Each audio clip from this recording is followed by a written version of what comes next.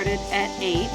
It was a beautiful night out on the water. Sunset was gorgeous. Temperatures were really mild, considering it's mid-August in South Alabama.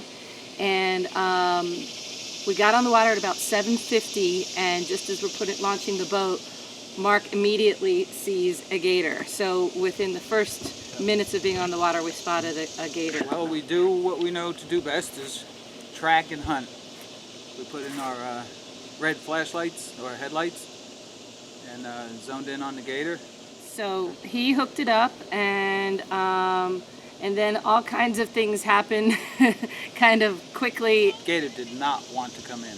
First it was the treble hook, then it was a hand line, then Mark harpooned it, then Frank got a snare on it, and then I got the shotgun and got us all wet. got us all wet.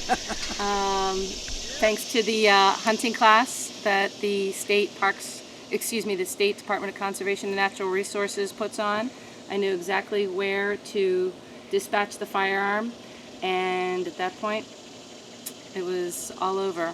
It's a beautiful male, 7 feet 1 inches, 84 pounds. I suspect it'll be very good eating. We thank the gator for providing us this meat, the hide, and we'll make some jewelry out of the scoots. You know, it's all about providing food for our table, not about trophy hunting. And we value the land and appreciate the animal. It's a beautiful creature, and we thank it for giving us its life for our benefit. And thanks to my hunting partners, Frank and Petrillo and Mark Vickers, for doing the hard work. I gotta tell you, it's hard on the hands. I fought several gators during our hunt last evening, and it's tough work. It takes a team, for sure. You can't do it alone.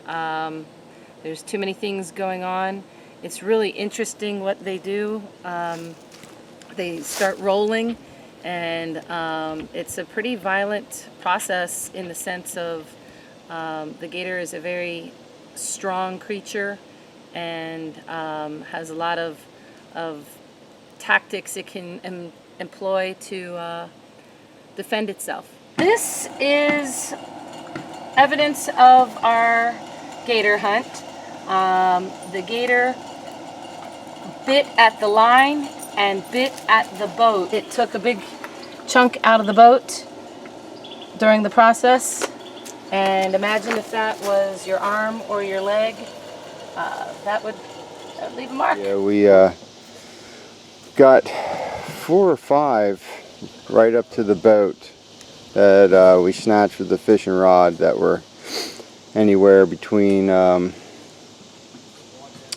and 6 foot, and this one we ended up getting this one at around 2 a.m. So this is a harpoon. It's a muzzy gator head. It slides on that steel shaft up and down. It's free to come off of it, and then you attach the cable to the you put tension on the cable, tape it up, and then you put a little loop in it for like releasing slack. And this is 460-pound stainless cable that I use for sharking. I just twisted up and crimped an eye in it. So when you hit them, you're supposed to try to hit them in the soft part, which is the jowls here or under the arm, along the belly, in the tail. Last night we didn't have much. We'd caught those other gators, so we used up a lot of our hooks and stuff. Just stalled them out, and I didn't take anything to sharpen them. So we had missed a couple actually because the hooks just didn't grab. So your hooks really need to be sharpened. So once we got him up with the fishing rod and the hand line, which we got lucky because he actually got mad and bit the hand line, and you can see right there where that blood is. That's where the hand line was. And once you got the hand line on him, we were able to lift him up. When we got him up to the surface, I was like, give me the harpoon. So I wanted to get that in him because its holding power is amazing. It goes in, and when it comes back, it turns it like a toggle, like you use in the wall, drywall. And then it's locked in. And of course, you have the 460-pound cable. I had it attached to a 1,000-pound rope, and with this, and then you have it attached to the boat as required by the state of Alabama. But once you have that, I mean, you're in good control of him. Okay, so the next step of this process is cleaning the gator before we start to butcher it. This is a process we learned in a great video on YouTube. What was it? I eat deer meat for dinner? I love deer meat or something like that. I eat deer meat for dinner, I think. Arrington. It was a very informative video. Camp dog. The other camp dog.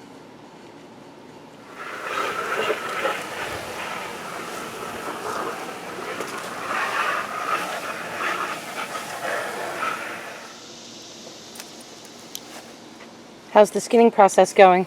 Nice and slow and hard, like usual.